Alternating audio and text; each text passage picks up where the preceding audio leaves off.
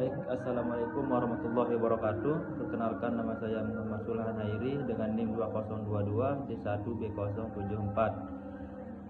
Dalam kesempatan ini saya akan menjelaskan tentang sistem penyelenggaraan jalan. Yang pertama, dasar hukum peraturan tentang jalan. Undang-Undang Nomor 38 Tahun 2024, landasan konstitusional dasar hukum utama. Penyesuaian Undang-Undang Nomor 38 Tahun 2024 didasarkan pada pasal-pasal dalam Undang-Undang Dasar Negara Republik Indonesia tahun 1945, yaitu pasal 5 ayat hak Presiden untuk membentuk undang-undang, pasal 20 kekuasaan Dewan Perwakilan Rakyat dalam membentuk undang-undang, pasal 33 ayat 3 yaitu bumi, air, dan kekayaan alam yang terkandung di dalamnya dikuasai oleh negara dan dipergunakan untuk sebesar-besar kemakmuran rakyat. Mengingat jalan adalah prasarana dasar bagi distribusi kemakmuran. Yang kedua, asas dan tujuan. Jalan diselenggarakan berdasarkan atas kemanfaatan, keamanan, keselamatan, keserasian, keseimbangan, keadilan, transparansi, dan akuntabilitas. Tujuannya adalah yaitu mewujudkan ketertiban dan kepastian hukum dalam penyelenggaraan jalan. Yang kedua, mewujudkan pelayanan jalan yang primer demi kesejahteraan rakyat.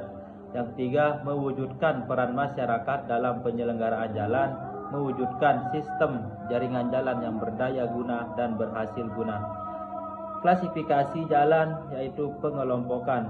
Undang-undang ini membagi jalan ke dalam beberapa kategori utama untuk memudahkan pembagian wewenang berdasarkan sistem jaringan jalan primer dan sistem jaringan jalan sekunder.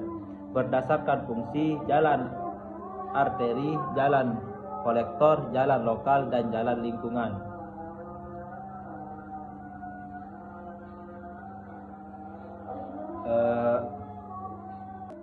Klasifikasi jalan berdasarkan fungsi. Berdasarkan Undang-Undang Nomor 38 Tahun 2024 tentang jalan, jalan dibagi menjadi 4 kategori utama. Yang pertama, ada jalan arteri, yaitu jalan yang melayani angkutan utama dengan ciri perjalanan jarak jauh, kecepatan rata-rata, dan jumlah jalan masuk dibatasi secara efisien. Yang kedua, ada jalan kolektor, jalan yang melayani angkutan pengumpul dan pembagi dana dengan ciri perjalanan jarak sedang, kecepatan rata-rata sedang, dan jumlah jalan masuk dibatasi. Yang ketiga, ada jalan lokal, yaitu jalan yang melayani angkutan setempat dengan ciri perjalanan jarak dekat, kecepatan rata-rata, dan jumlah jalan masuk tidak dibatasi. Jalan lingkungan, jalan yang melayani angkutan lingkungan dengan ciri dekat dan kecepatan rata-rata rendah. Yang kedua, ada klasifikasi jalan berdasarkan administrasi status jalan. Hal ini menentukan siapa yang bertanggung jawab atas pemeliharaan dan pembangunan jalan. Yang pertama, ada jalan nasional yang dikelola oleh Kementerian PUPR. Biasanya ditandai dengan kode marka jalan berwarna kuning di tengah atau tepi jalan. Yang kedua, jalan provinsi dikelola oleh pemerintah provinsi. Jalan kabupaten dikelola oleh pemerintah kabupaten atau kota. Jalan desa yang dikelola oleh pemerintah desa. Selanjutnya, ada bagian-bagian jalan. Secara teknis, jalan terdiri dari beberapa ruang lingkup, yaitu rumaja, ruang manfaat jalan, yaitu meliputi badan jalan, trotoar, saluran, tepi jalan, dan ambang pengamannya.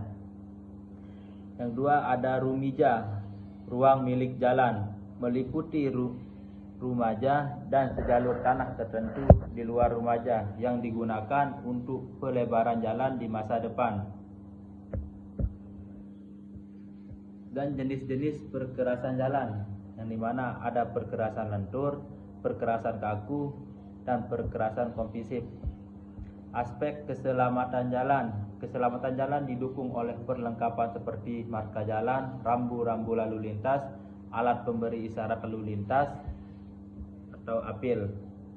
Mungkin ini saja yang bisa saya jelaskan. Kurang lebihnya saya mohon maaf. Assalamualaikum warahmatullahi wabarakatuh.